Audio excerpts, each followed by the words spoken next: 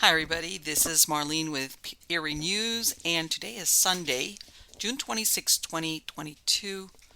Sunday, June 26, 2022.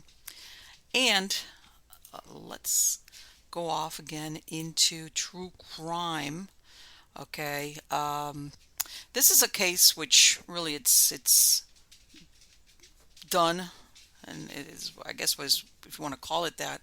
It's on Stranger Than Fiction Stories. It's an article there, and it's titled "The Crimes of Joe the Cannibal Metheny." On December 19th, 1996, Joe Roy Metheny was charged with the murders of three women in three separate incidents. He confessed to killing a male victim as well, and in time he admitted to killing at least 10 people. However, it was what he did with the bodies that was the most nauseating aspect of his crimes. In August of 1995, the massively obese Baltimore resident had beaten the rap for killing two homeless men with an axe. He had, however, actually been hanging around homeless camps, preying on prostitutes and other vulnerable women there. Ultimately, Joe Metheny confessed to an array of transgressions that included eating and grinding up his victims' body parts, which he would then mix with pork and beef that he served to customers at his roadside open pit barbecue stand. So that's how he got his nickname, the Cannibal. According to his own statements, the murderous rage began in the summer of 1994. He was a truck driver at the time, living in South Baltimore, Maryland.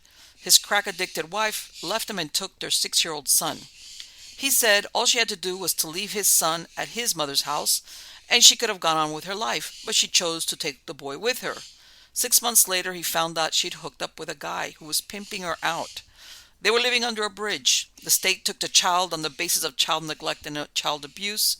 Because of his criminal record, he had no chance of having the child placed with him. Quoting his statements, they were not there, but the two homeless motherfuckers they got high with were down there. They were passed out on some old stinking mattress, and that's where they were when I left, except they were dead from being chopped up. End quote. Metheny was later acquitted of those murders, but it is largely believed he committed them. He went on to state that after the murder, he doped up a prostitute and lured her under the bridge to pump any information out of her. He said, "She acted like she didn't know, so I beat the hell out of her and raped her ass, then killed her." He threw her into some bushes and lured another prostitute down. He killed her as well. Just as he was about to dump her body, he saw an old black man who was fishing looking up at him.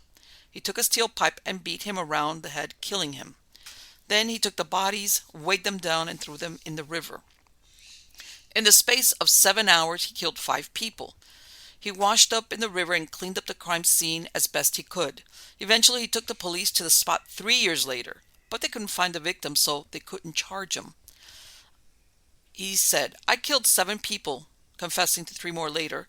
3 men and 4 women. 2 men I chopped up with an axe under a bridge in South Baltimore.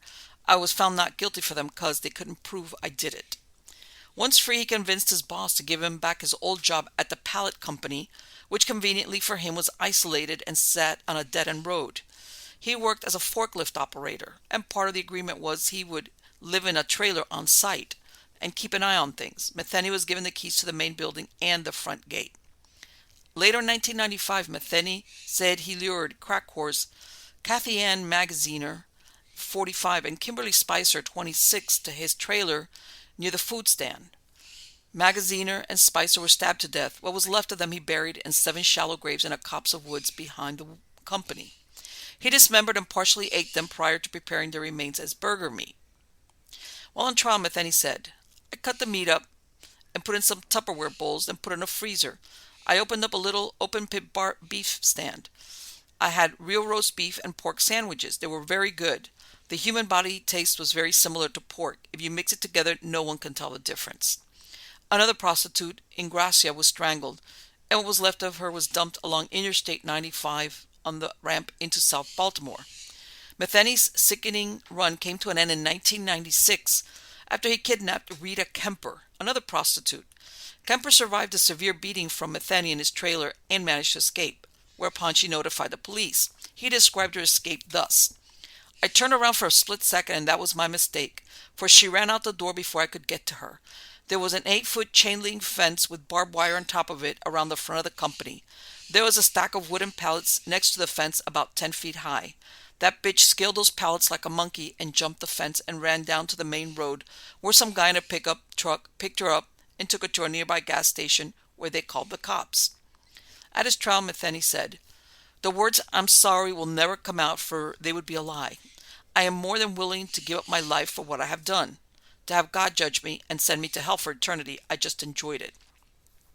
After convening for 2 hours, the jury convicted METHENY for the murders of Kimberly Spicer, Kathy Magaziner, and Tony Ingrassia. Initially, METHENY received the death penalty, but that sentence was changed to life in prison on July 24, 2000. He said his only regret was not having been able to kill his ex-wife and her boyfriend. Despite his early confessions, METHENY was killing people long before the first one he was accused of. He was 41 then. He killed 2 prostitutes in 1988 and 89. Way back in 1976, another man, unidentified, was killed after a barroom fight. This happened to be the same year his 17-year-old brother, John Michael METHENY, died. His father, Audra Earl METHENY, died in 1965 in a car accident when Joe was 10 years old. His mother, Jean METHENY, died in 1999 at the age of 81. She went on to contradict the story he told his attorneys of being sent to foster care. She said after the death of her husband, she worked odd and various jobs to keep her children together. She never even took welfare. Police brought him to the Joseph Stein and Son Pallet Company where he worked, hoping to locate the remains of one of his victims, but then he said he might have dug up the remains, dismembered it, and put him in a garbage container, headed for Pennsylvania. In other words, despite his confession, there were probably other murders he hadn't admitted to. In August 2017, Maryland corrections officials reported that Joe METHENY was found dead in his cell. He was found unresponsive at Western Correctional Institution around 3 p.m. His cause of death is still under investigation. He was 62 years old. As of 2019, it appears that the cause of death has not been made public. Could it have been suicide since he had wanted to be executed instead of serving time behind bars? He had served over 20 years and perhaps decided to have the last word. What ultimately happened to Joe the Cannibal remains a mystery. And so it goes. And I did read up a little bit about an interview that they did with his mother before he died. And he kind of made up, according to her, this dysfunctional childhood that, kind of like to explain what he did. And she's like, that none of that was true.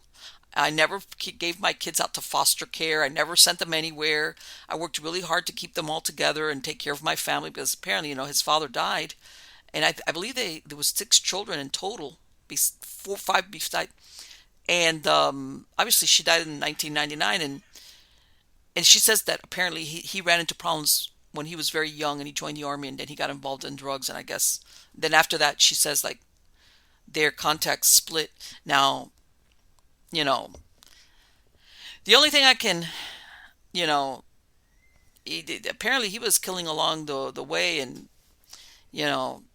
but that thing about killing and using that meat, oh God, I wonder if anybody that lived out in that area ever did stop by there and bought something from them, because supposedly it must have thought once this news broke, like, what?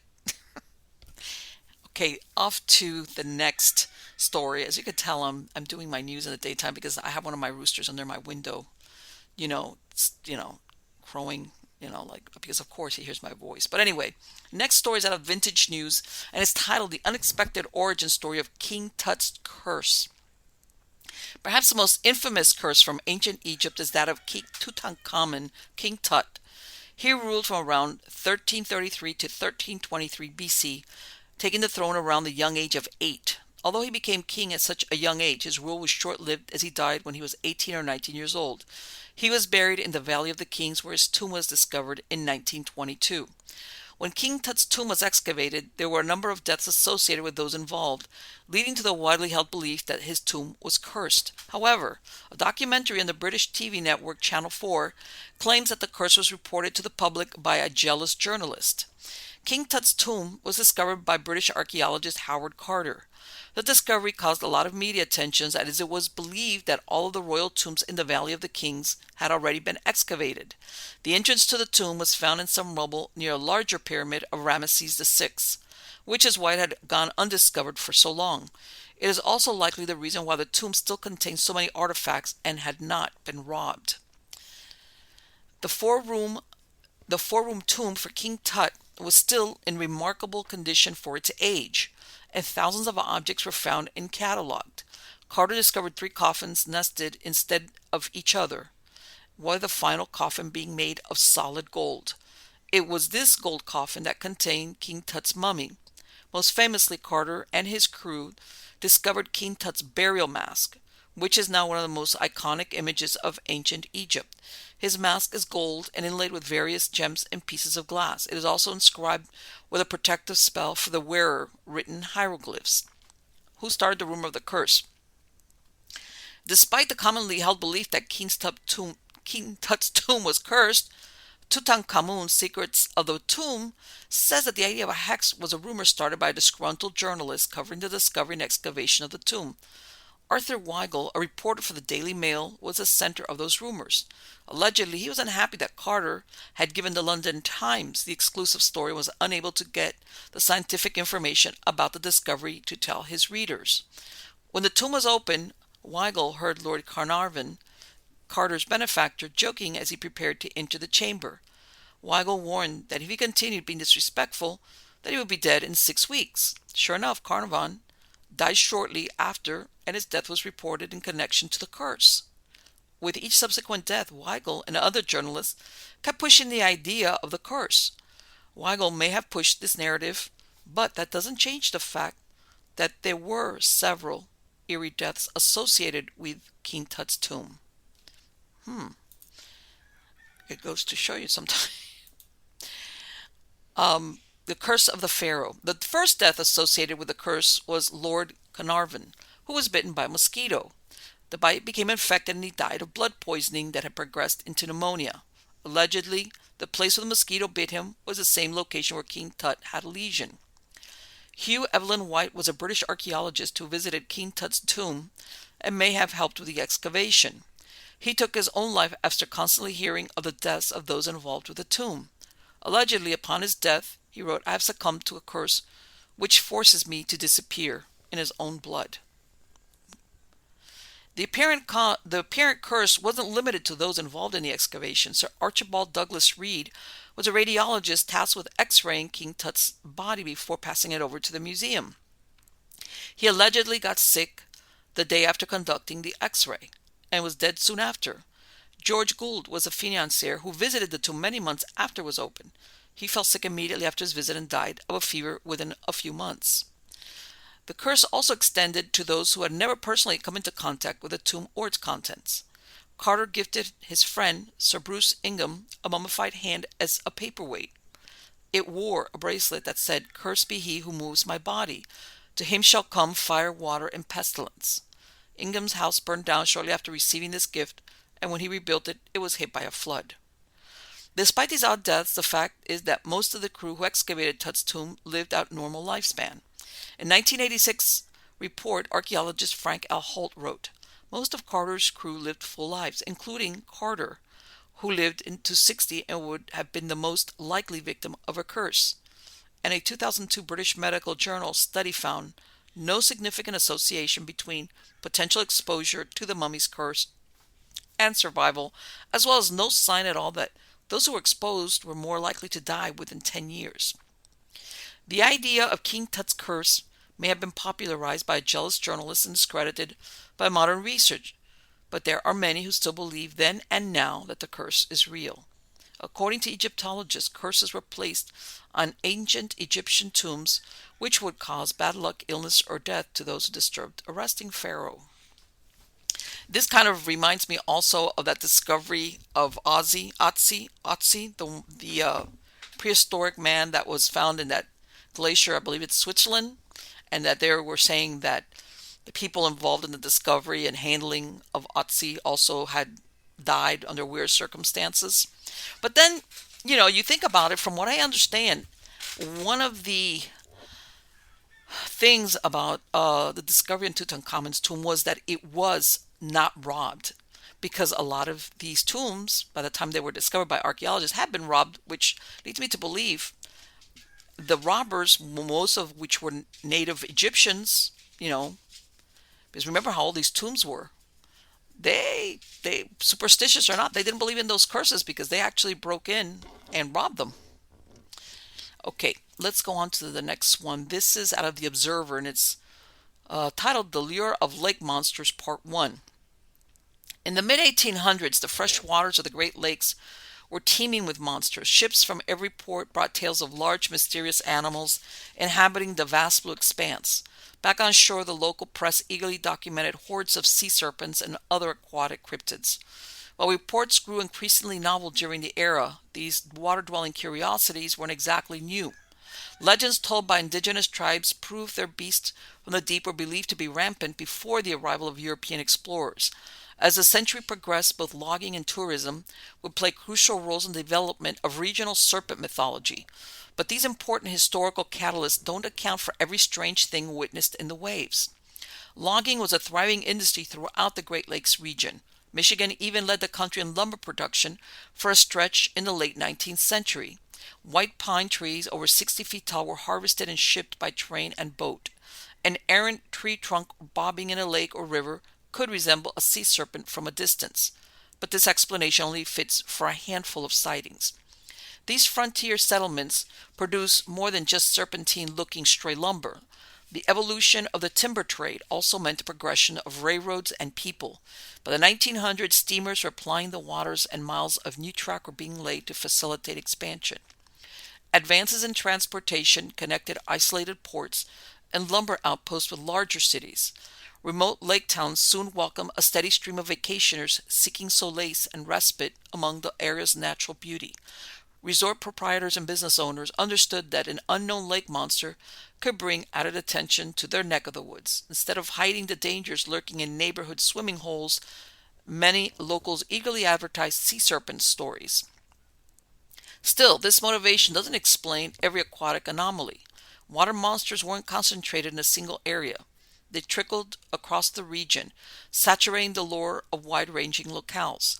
Some tales originated in places that had no stake in tourism, suggesting that creature reports can't be easily written off as the invention of imaginative innkeepers trying to line their pockets. Regardless of their authenticity, the press was complicit in propagating the notion of inland sea serpents.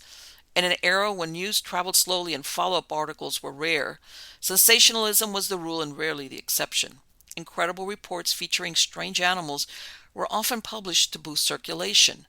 A typical example is found in a headline from August 27, 1883 New York Times.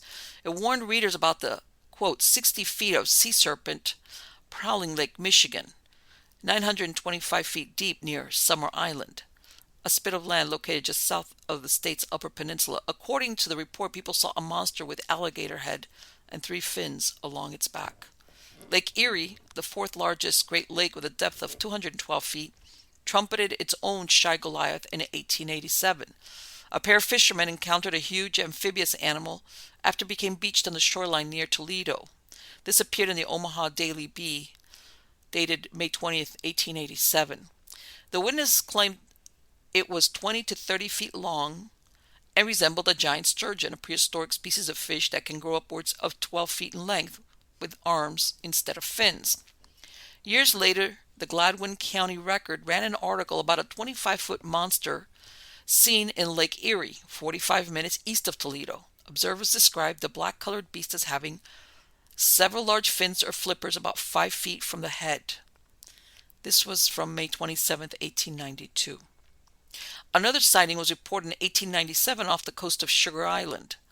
The record described the creature as being barrel-width with a horse-shaped head. These early tales combined with other confrontations around Ohio to establish the legend of a local cryptid dubbed Bessie.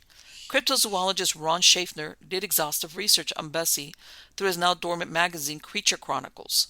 His analysis revealed that the sightings in Lake Erie are consistent with a massive sturgeon. Adding credence to Schaffner's explanation was the May 2021 catch of a 7-foot, 100-year-old sturgeon in the nearby Detroit River. Before long, sea serpents were wriggling their way into smaller interior lakes. Throughout the summer of 1887, word spread that Lake Michigan Monsters was taking day trips into the shallow bodies of water water sprinkled along Michigan's northwest coast. Due to the complex network of tributaries intersecting the state, the possibility that something could find its way inland from one of the big lakes wasn't far-fetched. The prospect didn't amuse one fed-up Pellicer resident who purchased a load of dynamite to detonate in serpent-infested Intermediate Lake. When they go off, the monsters will want to go too. This was a quote from 1887. A report in the Weekly Expositor announced the presence of a 30-footer in eastern Michigan's Walled Lake, a surprising choice considering it's only the fourth largest lake in its county, with a depth of 50 feet. Sadly, Novi's Evening News drained the tank on the serpent theory before it could mature, explaining that the monster was discovered to be a huge log of wavy, irregular shape. Misidentified logs, branches, and trunks, trees parts in general, have generated a fair share of serpent sightings throughout history. Yet maybe there was something more substantial behind the Walled Lake encounters, as a year later the creature was back in action and back in the papers. None of it impressed the editor of the Milford Times, who quipped that the quality of the Walled Lake whiskey may be inferred by the frequency of monster reports in the area. That was a report from 1909. On September 9, 1886, the Newberry News alerted readers about a creature dwelling in the small landlocked Narrow Lake, a puddle 10 miles south of Charlotte in south-central Michigan. The beast was shaped like a stovepipe, with the head of a snake and able to raise itself 10 feet out of the water. The town was frightened to the point of action, and a contingent of concerned residents conscripted a search party to investigate. The Isabella County's Enterprise account explained that the group heard the sea monster hissing like a snake, but its elusiveness made it difficult to secure a positive identification. Despite charges of alcohol-fueled witnesses and a general skepticism toward the idea, freshwater serpents coiled themselves around the public's consciousness. In 1886, the reality was well enough established that circus owner and showman P.T. Barnum dangled $20,000 in front of the first person that could furnish him with one of the creature's hides. Around that time, a wealth of sea serpent reports popped up in Torch Lake, the second largest interior body of water in Michigan. Situated in the northwestern portion of the state, the reservoir connects to a string of rivers and lakes that empty into Lake Michigan.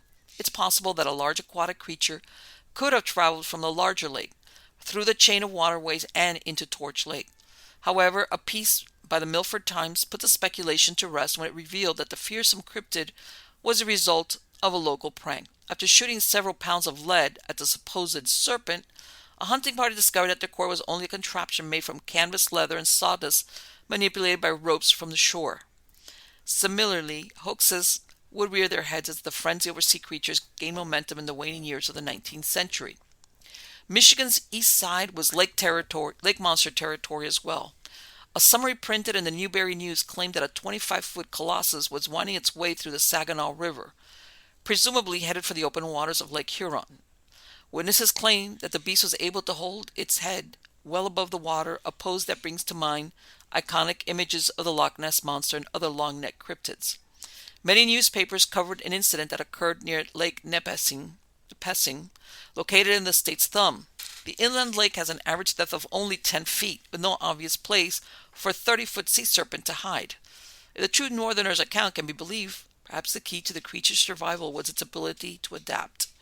The paper claimed that the barrel-headed beast chased 2 men across 10 acres of dry land. A dispatch in the Isabella County Enterprise warned residents that a monster sea serpent was spotted in the Coldwater River. The tributary is part of a larger watershed that snakes its way over 70 miles before reaching the open waters of Lake Michigan, creating a possible inland route for a determined serpent. By 1895, serpent sagas were pouring into newsrooms from METHENY to Au Sable. An article appeared in the Pontiac Daily Gazette reporting 4 different sightings of a sea serpent having the appearance of a sea lion in the waters of Lake Huron near Saginaw Bay. The Detroit News ran a story about a woman who lost her swimsuit to a sea serpent that looked like a sea lion and was 5 feet long. The Grand Traverse Herald added color to the story, surmising that the creature must be the same one that frequented the waters on the west side of the state. The article placed the fair maiden with stolen suit at Winona Beach, a popular lakeside amusement park once known as the Coney Island of the Lakes.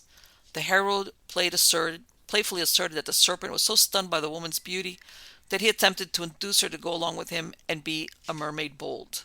Luckily for the would-be victims, her suit gave in before she did, and the serpent retreated without his prize.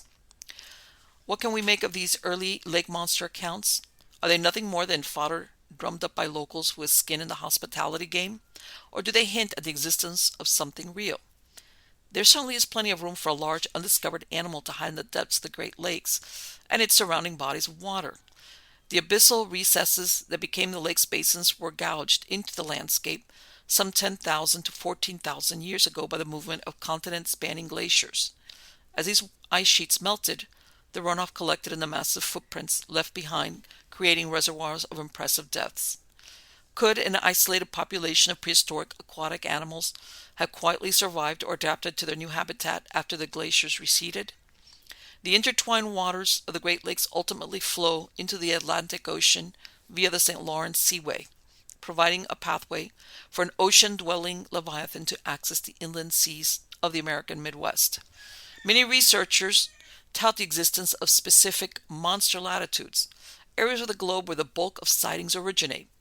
In the Field Guide to Lake Monsters, Sea Serpents, and Other Mystery Denizens of the Deep, cryptozoologist Lauren Coleman and an author on anomalies, Patrick Hugh, summarized the characteristics of these regions, noting the similarities in ecosystems, the presence of dense forest, and an abundance of cold water lakes.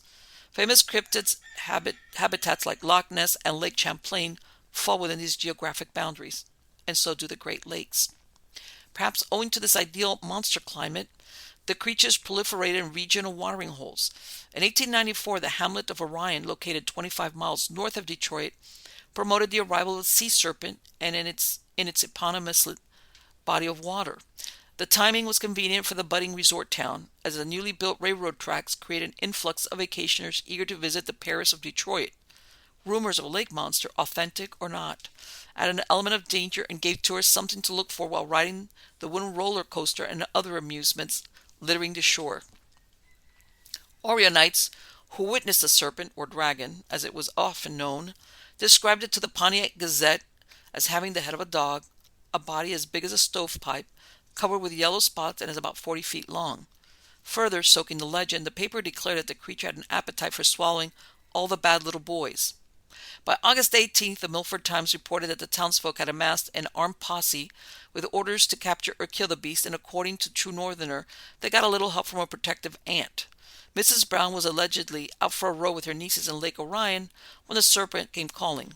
The quick-thinking Brown whacked the uninvited guest with a branch, causing it to emit a horrible roar and kick up a wave as it departed. By her estimation, the monster was close to 80 feet long. Hard to believe considering the deepest part of the lake is 80 feet. The Detroit Evening News was skeptical of Orion's sea devil, blaming the rash on sightings on lurid imagination and very bad whiskey. The same went for the editor of the Pontiac Gazette, who figured that if visions of serpents continue in Orion, the asylum for the insane will have to be enlarged. The little village of Orion continued to feature its well-documented serpent in the summer of 1895. A series of articles by the Pontiac Daily Gazette joked about letting the beast roam freely on the grass during an upcoming meeting of the Michigan Academy of Science. The Gazette reporter wondered if the scientists might find a way to size up the Orion sea serpent in between surveys of flora and fauna. Citizens were also concerned about how the landlocked lake dweller would fare over the course of a frigid Michigan winter, but a June 12th bulletin by the Gazette assured he has wintered all right. Their report provided a narrative from two women who were out on the lake when the serpent materialized next to their vessel. The scream startled the creature, and as quickly as he emerged, he was gone. In the meantime, the boaters made haste for the relative safety of the shore. By September, the diligent staff at the Gazette had unwound the Orion Lake Serpent mystery. A local resident stumbled upon the brute as it lay motionless in the late summer sun. After further inspection, he concluded that its lethargy was caused by its inanimate nature. The object was handmade and manufactured by one of the bright boys of Orion. Constructed from coiled wire and canvas embellished with brown paint, the device was apparently attached to a wire that controlled the snake's movement. The nearby Milford Times cheered the serpent's subjugation, assuring locals that it was safe to go back in the water. The monster would no longer strike terror to the hearts of dwellers and resorts at charming Orion Lake. Even though fabled, the beast was reportedly vanquished. Its legacy lingers in the area. The local high school adopted a dragon as their mascot. And you know what? Like in all these things, You have to follow the money. I'm not saying all reports are false, but 9 times out of 10, you just follow the money. There's money to be made somewhere. That's why there's so many of them. All right, let's go on to the next story. This is out of Ancient Origins, and this is titled "On the Edge of a Blade: Grasping Aztec Violence and Human Sacrifice." The ancient history of the Aztec civilization is one of the most fascinating historical subjects, and for numerous reasons. Still, largely shrouded in mystery, this colorful, complex culture was one of the crucial stages of all Mesoamerican civilizations and continues to be a well of new knowledge. Alas, the expansion of modern European nations brought an abrupt and inglorious end to the Aztecs. In just a few years, this ruling Mesoamerican force fell completely under the rule of the Spanish Empire. Nevertheless, the European conquerors brought to light of the world many unique aspects of this civilization, and human sacrifice was one of them. While the Spanish conquistadors were appalled by the viciousness and the extent of the Aztec violence and mass human sacrifice, for the majority of Mesoamerican cultures this was an everyday occurrence, and for some a necessity. Today we are descending into the brutal traditions of Aztec violence. It's about to get bloody. The origins of Aztec violence. Mesoamerica is a historic, geographic, and cultural region of North America that spans roughly from modern-day central Mexico through Belize, El Salvador, Guatemala, Nicaragua, Honduras, and Costa Rica. Before the arrival of the conquistadors from the Spanish Empire, this region was the home of many thriving cultures for well over a millennia. In fact, some of the earliest cultures developed as early as 7000 BC, marked by a very early transition from the hunter-gatherer lifestyle into one of sedentary agriculture. The Valley of Mexico was arguably the central point of the Mesoamerican region and subsequently the home of the Aztecs. And even though we will focus on the rituals of Aztec violence and sacrifice, we need to note that this practice is not exclusive to them. The truth is that human sacrifice was present in many pre-Columbian Mesoamerican cultures, if not all of them. Archaeological and other evidence strongly supports this claim, and it goes back as far as the Olmec civilization in 1200 BC, and even beyond that. The cultural and spiritual predecessors of the Aztecs, the Toltecs, also practiced human sacrifice, as did the Mayans and the Tarascans. By the end of the Spanish arrival, the Aztecs were at a highly developed cultural stage, and human sacrifice rituals were fully established, regular, and took place on a massive scale. Even the earliest Spanish accounts, written by friars, explorers, and officials, all mention the barbaric human sacrifice and rampant Aztec violence, something the Europeans were not accustomed to seeing in such a manner. In general, what was quickly obvious is that the fact that sacrifice, in the purest sense of the word, was critical to the Aztecs. In many ways, they centered their everyday activities, their religious beliefs, and the well-being of their entire populace around sacrifices. The theme of sacrifice was closely woven into every aspect of their culture, beginning with their god and their myths.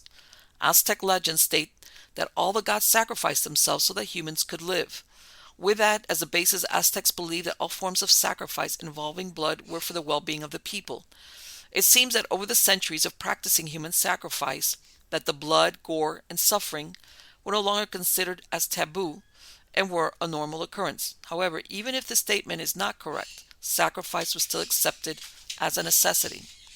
The Aztec belief was centered on the view that the gods are continuing their sacrifice and keeping the whole universe sustained.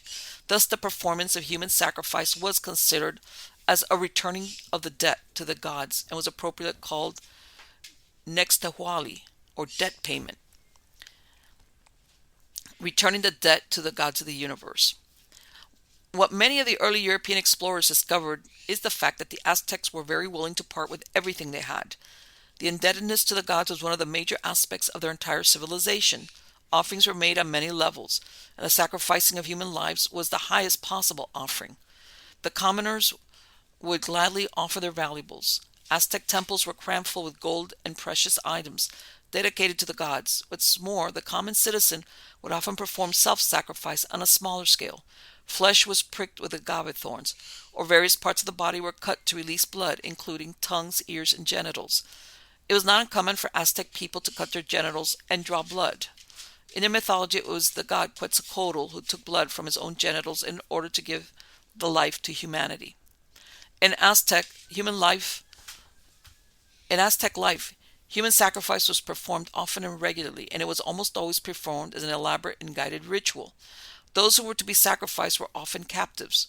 Possibly enemy warriors or other people became prisoners of war. At other times, the victims were chosen specifically for this role, sometimes becoming the embodiment of a certain deity. What is interesting is the fact that many of the Aztec enemies who were captured shared some or many of the Aztec beliefs. Thus, they understood the importance of the role as a human sacrifice. Moreover, in many rituals, the victims would hear the many petitions of people that they were to deliver to the gods, children, and greet the onlookers, and so on. Extracting the fragment of the sun's heat. The extraction of the heart was the most common sacrifice method. This is because the Aztecs believed that the human heart was the seat of the person and also a fragment of the sun's heat. In most cases, this kind of sacrifice was performed at the top of a traditional Aztec temple. Built in a pyramid form, this kind of temple was marked by a very long flight of stairs and a great platform on top. There, 5 priests would usually perform the ritual, 4 priests to hold the victim by his limbs, while the 5th priest took a ritual flint knife to cut open the abdomen and then reach within his hands through the diaphragm, extracting the heart. In many cases, it is reported that the heart extracted in this way would often still be beating in the priest's hand. The heart would then be placed in the highly important chakmul, an elaborately carved altar-like stone vessel which held a hole for the many hearts. The head was in many cases severed and along with the body hurled down the enormous stairs towards the gathered masses. During the sacrifice ritual itself, the commoners gathered in the plaza below the temple stairs would also participate. They would stab, cut, and prick themselves, drawing blood as a sign of religious self-sacrifice. It is interesting to note that the sacrifice victim was in fact revered. However, if those chosen as victims failed to complete their role, perhaps out of fear of death, they would be severely punished and dishonored, suffering an even more gruesome death, all the while being chastised and mocked for insulting the gods. Due to this, some chosen victims would be eager to be sacrificed, as was discovered by early Spanish explorers. Some victims that they released rejected their newly found freedom and adamantly requested to be sacrificed to the gods. Upon the sacrificing of a person, their body was hurled down the many steps of the stairs. The internal organs were then fed to the wild animals in the zoo. Aztecs raised many predators in captivity, either for gladiatorial events or for animal sacrifices. The raising of jaguars, eagles, dogs, deer, and similar animals have all been documented. The head of the slain victim was always displayed on a tzompali, a special skull rack that displayed the numerous heads of victims and slain enemies. The flesh of the body was oddly enough consumed by select persons of society. Consumption of flesh was not the usual practice. It was done only in special rituals and to honor certain deities. The choicest portions of the flesh were given to the exalted warrior who captured the sacrifice victims, to victors of gladiatorial combat, or to other prominent members of society. Sacrifices were not always the same. While the ritual removal of the heart on the top of the temple was the most usual practice, other forms also existed, often reserved for sacrifices to certain gods. There was sacrifice to gladiatorial combat, either against animals or other warriors. There was sacrifice by drowning, by burning, or by being flayed alive. However, the most interesting form of Aztec sacrifice was through the popular Mesoamerican ball game called Olamatzili or Takli. This unique sport was present in many Mesoamerican cultures, and the Aztecs placed a big emphasis on it. Needless to say, the players involved in ritual Takli matches were greatly motivated to win. You don't say. Because if they didn't, they were sacrificed to the gods. Tezcatlipoca was one of the central figures of the Aztec pantheon. Considered as their most powerful god, Tezcatlipoca was the god of destiny, of north, sorcery, and night. His name is translated as the smoking mirror or obsidian. In Aztec belief, this god was responsible for creating war and a source of food and drink for all the other gods. Considered as the all-powerful, all-seeing, and all-knowing, Tezcatlipoca played an extremely important role in Aztec mythology. And those sacrificed to Tezcatlipoca suffered a particularly gruesome and unfair death. In accordance with the nature of this god, the victim was sacrificed in gladiatorial combat. However, the odds were greatly against him. The victim was tied to a huge stone in the ring and armed with a mock weapon, a club with feather spikes. Fighting against him were 4 experienced, fully armored Aztec warriors. Another way of sacrificing to Tezcatlipoca was during the Aztec month of Toxcatl, which in their calendar corresponded to roughly to May 5th to 22nd. Chosen victim was presented as the presence of Tezcatlipoca on earth. He was disguised as a god, revered, and given lavish gifts, including women, food, and indulgences of all sorts. However, when the month ended, he was sacrificed to the god. Ixpetotec was another crucial deity for the Aztecs. As the god of rebirth, the seasons, craftsmen, and agriculture, Ixpetotec held a very important place in the Aztec mythology. His name translates to our Lord the Flayed One, and he is represented as a flayed man. And when it came to sacrificing to Ixpetotec, the fate of the victims was the most gruesome process of all. During the month of I'm killing these names. Holy crap, I can't say it. Talaxpexwali, from February 22nd to March 13th, Ixpetotec was especially worshipped. The person who was chosen as a sacrifice would represent the god himself for 40 days. They would dress and live as the god himself. However, on the day of the sacrifice, they met their vicious fate. The person was flayed alive. Their skin was worn by another person that would travel around the city and gather presents and bless citizens. The flayed victim was then sacrificed by having their heart removed, their body dismembered, and the parts divided for the consumption. Not the best of ways to go, right? It is important to remember that the Spanish conquerors often blew things out of proportion and greatly increased the numbers of sacrifice victims during these sacrificial rituals. For example, one larger-than-life claim states that the Aztecs sacrificed up to 84,000 prisoners of war during one period of sacrifices. These increased numbers were largely used to demonize the Aztecs and give the Spanish conquest more credibility and excuse, but even so, the decree and frequency of Aztec violence and bloodthirst was mostly true, and what you read here is certainly what happened to many. And I'm going to interrupt. Not too long ago, there was a discovery in Mexico City where they discovered all these towers of skulls of the victims that were found to number in the thousands, and it addressed that all these stories told by the conquistadors and explorers and the priests that were coming there, that many thought, oh, they exaggerated to demonize them. They were accurate. After that, they've like a lot of these discoveries are being done when they're doing excavating for building a building or something like that. They came upon these towers of skulls. So I beg to disagree with that point. I guess maybe this was written before that discovery in Mexico. In the 21st century AD, culture and civilization have ascended to much greater height than just a couple of centuries before. Violence in most of the world's nations is not too common for an everyday person. But while we might flinch and cringe at the sight of bloodshed and death, that doesn't have to be mean that certain ancient cultures did so too. The Aztecs and Aztec violence are the perfect example. Death, in the most gruesome ways imaginable, was as common to them as a football match is to us. And it is possible that in such death they saw some greater religious meaning, as long as they were on the safe side of the blade. No kidding. And also, contrary to what was also held, that many of the victims were prisoners of war, they sacrificed many of them, their own citizens. Yes. It wasn't just that you were either a loser in some type of competition or game, or you were a war prisoner. No, not all the time. Okay, then let's go on to the next story. This is out of Singularity Hub, and it's titled, "An Autonomous Ship Used AI to Cross the Atlantic Without a Human Crew."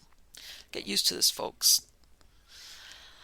Just under 402 years ago, in August of 1620, the Mayflower set sail from Southampton, England, bound for America. The 100-foot-long, triple-masted wooden vessel with canvas sails took more than 2 months to cross the Atlantic. It carried 102 passengers, had a max speed of 3 knots an hour, and required a crew of 30 to operate. Earlier this month, another Mayflower crossed the Atlantic, but it couldn't have been more different from its namesake in almost every way. The one similarity was that, well, it was also a boat. The differences: the new Mayflower, logically dubbed the Mayflower 400, is a 50-foot-long trimaran. That's a boat that has one main hull and with a smaller hull attached on either side. Can go up to 10 knots or 18.5 kilometers an hour, is powered by electric motors that run on solar energy, with diesel as a backup if needed, and a required crew of 0. That's because the ship was navigated by an onboard AI. Like a self-driving car, the ship was tricked out with multiple cameras, 6 of them, and sensors, 45 of them, to feed the AI information about its surroundings and help make it wise navigation decisions, such as rerouting around spots with bad weather. There's also onboard radar and GPS as well as an altitude and water depth detectors. The ship and its voyage were a collaboration between IBM and a marine research nonprofit called Promare. Engineers trained the Mayflower's 400's AI captain on petabytes of data. According to an IBM overview about the ship, its decisions are based on if-then rules and machine learning models for pattern recognition, but also go beyond these standards. The algorithm learns from the outcomes of its decisions, makes predictions about the future, manages risks, and refines its knowledge through experience. It is also able to integrate far more input in real time than a human is capable of. The training included teaching the algorithm to identify objects in its path like cargo ships, fishing vessels, or shipping containers floating in the water. For all its training and preparation, though, the Mayflower 400 ended up falling a bit short of its goal. It set sail from Plymouth, England on April 29th and was meant to take 3 weeks to arrive in Washington, D.C., but a mechanical issue ended up derailing it to the Canadian port of Halifax. Details weren't specified, but it may have been something similar to what happened during the ship's first attempted voyage in 2021 when a metal component on the backup generator fractured and solar power wasn't enough for the ship to complete its journey. The Mayflower 400's engineers will doubtless press on, though, and are likely already planning another voyage for the high-tech autonomous ship. Despite the snafus, it's pretty amazing to contemplate how far technology has come since the original Mayflowers crossed the Atlantic. Makes you wonder what a similar voyage will look like 400 years from now. From hydrogen-powered airships to civilian submarines to faster, sleeker AI-powered solar vessels, it seems anything is possible. I'm all good for I'm all great with AI and technology as long as it doesn't become sentient. I'm sorry. That Terminator movie comes to mind. All right. Next story is out of New York Post, and it's titled "World's Deepest Shipwreck Discovered Almost 80 Years After Being Sunk." The world's deepest shipwreck has been discovered more than 4 miles beneath the ocean almost 80 years after being sunk. The fearsome USS Destroyer escort Samuel B. Roberts has finally been found in the Philippine Sea by explorers. It sank to the depths of the water almost 78 years ago in the western Pacific Ocean and has baffled hunters for decades. But eagle-eyed adventurer Visco Vescovo, who had completed expeditions to the world's deepest points, located the wreck on June 22nd. He found the vessel now broken in two at a depth of 22,621 feet, which is over 3,000 foot taller than Mount Kilimanjaro's peak. The explorer dived down with a pilot and sonar specialist, Jeremy Morizet, to try and trace the wreck from end to end. After dropping down 6 times over 8 days, the team found the two halves of the ship positioned around 33 feet from one another. Previous data suggesting a possible location of the ship had been inaccurate, forcing the team to go back to the drawing board. They instead armed themselves with a custom-built side-scan solar system and carrying out exhaustive research. Vescovo and his army of experts initially located debris from the 3-tube torpedo launcher of Sammy B, confirming it was close by. It was then located on the final day of their diving expeditions and has bagged the title of the world's deepest shipwreck ever. Vescovo said of the discovery, "It was an extraordinary honor to locate this incredibly famous ship, and by doing so have the chance to retell her story of heroism and duty to those who may not know of the ship and her crew's sacrifice." Resting at 6,895 meters, it is now the deepest shipwreck ever located and surveyed. It appears her bow hit the seafloor with some force, causing some buckling, he explained. Her stern also separated about 5 meters on impact, but the whole wreck was together. This small ship took on the finest of the Japanese Navy, fighting them to the end. The incredible warship is thought to have been taken out by a Japanese vessel during the Battle of Samar in 1944. The Sammy B sunk alongside other U.S. ships, including the USS Johnston, and became lost for decades in the ocean. Vescovo said, "The Sammy B is a small vessel as military ships go, and we weren't really sure that we could find her in the vast and extremely deep ocean where she went down. But with perseverance, some great historical analysis, and a whole lot of deep ocean technology and hard work, we were able to find her and provide a great opportunity to tell her amazing story. It is unbelievably thrilling to find a wreck at the bottom of the deep ocean and give all the difficulties in trying to find them. It is such an immense privilege to be the first person to see them after they went down in battle almost 80 years ago. A combination of detective work and innovative technology allowed the team to uncover its final resting place. US ex-US Navy chiefs described the Sammy B as a hallowed war grave. All data related to the dive, including sonar maps, video, and photographs, will be donated to the US Navy. Uh, Next one. This is out of Yahoo News, and this is titled 2,000 employees were injured walking on hot coals at a Swiss corporate retreat, but these types of incidents aren't uncommon on company outings. I'm sorry, but you know what? I'm all for positive, positive mental, if you want to call them inspiration, affirmations, rah rah. But there's no way this walking on coal stuff. Forget that. No, no.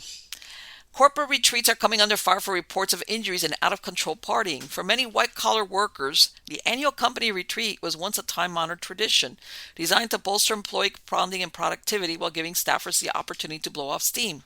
In recent years, however, the corporate retreat has gained an increasingly bad reputation.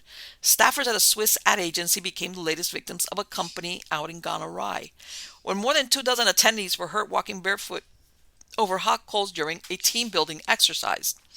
The event joins a growing list of disastrous corporate excursions, including WeWork's drug and sex-filled summer camp and the notoriously raucous team events of Uber's early days.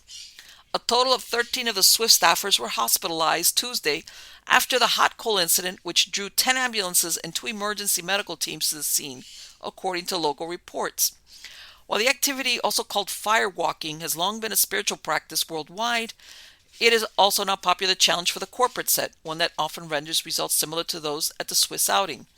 According to the New York Times, life coach and motivational speaker Tony Robbins features a firewalk at his annual seminars, which prompted injuries and hospitalizations in 2012 and 2016, and in 2001 several Burger King employees were similarly hurt walking over hot coals during a retreat.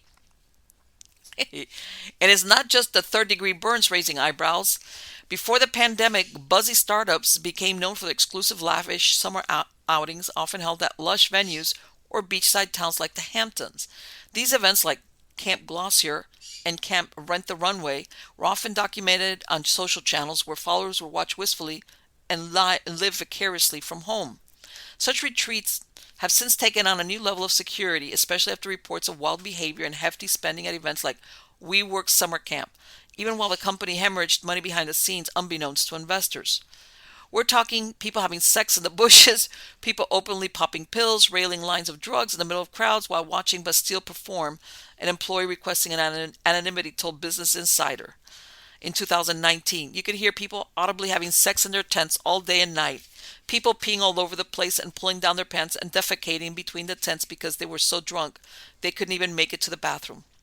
Many companies had to rethink their strategies around corporate retreats in the face of the pandemic, which temporarily halted annual outings. And with many staffers now dispersed and working remotely around the globe, this adds another layer of difficulty in structuring a retreat. Still, new studies show that workers are more productive and creative in real-world settings as compared to virtual Zoom work environments, which means a corporate retreat or iterations of it is likely to stay.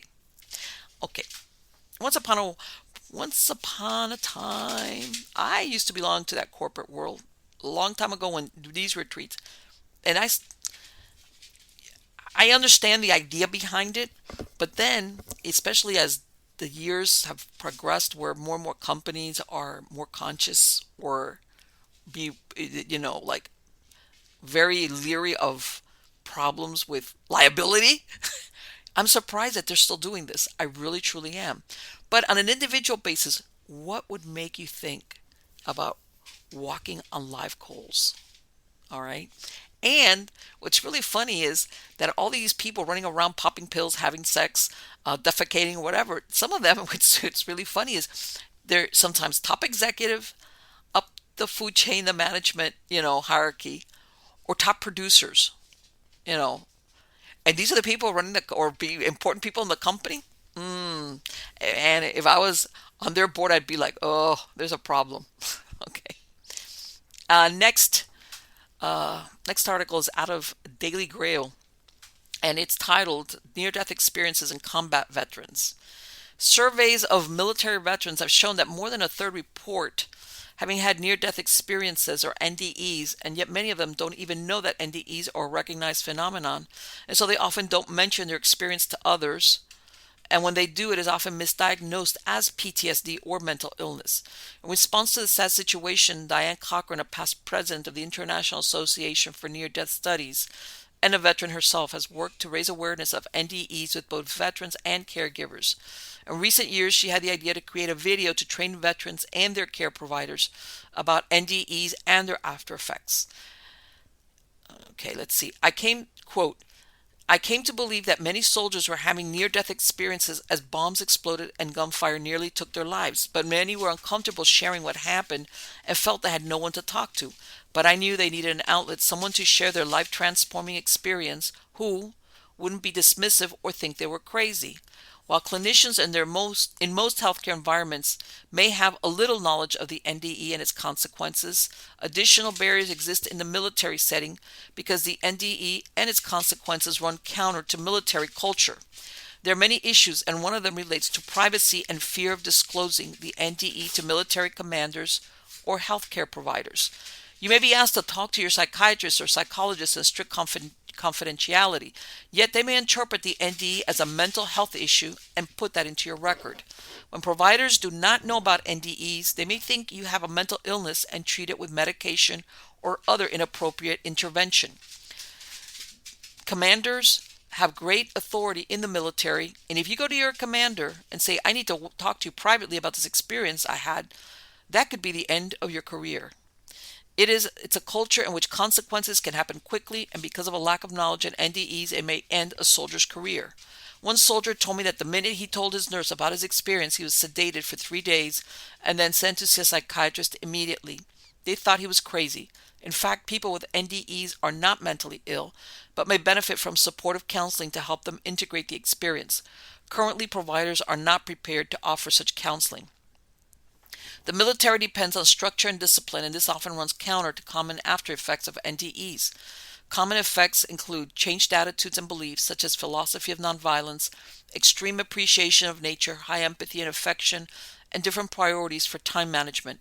The after effects of an NDE aren't always conducive to staying in the military, as NDEers may become altruistic and less rule-based. The commander of a unit, a West Point graduate with a lot of experience, told me that since his NDE, he was having trouble with command and discipline issues. All I really want to do is put my arm around these young soldiers and say we're going to work it out. And I have to tell them that it may not work out for them in the military, so that they may need to find another place that will value their change in attitude. I think that's great. And you know what? It's surprising. In other words, you'd rather diagnose somebody, okay, as being mentally ill. I mean, consider that you're in a wartime, exactly what they're describing. You're being shot at or bombed, or watching other people, including your other soldiers, being killed or wounded. How can this not, or that something happens to you that you have a near-death experience? Okay. Oh, it's easier to dope somebody up and diagnose them as having PTSD or being mentally ill. That's a shame. Okay, guys, I hope you like this last little group of stories from the Eerie News. I will be back with you soon. And until then, take care.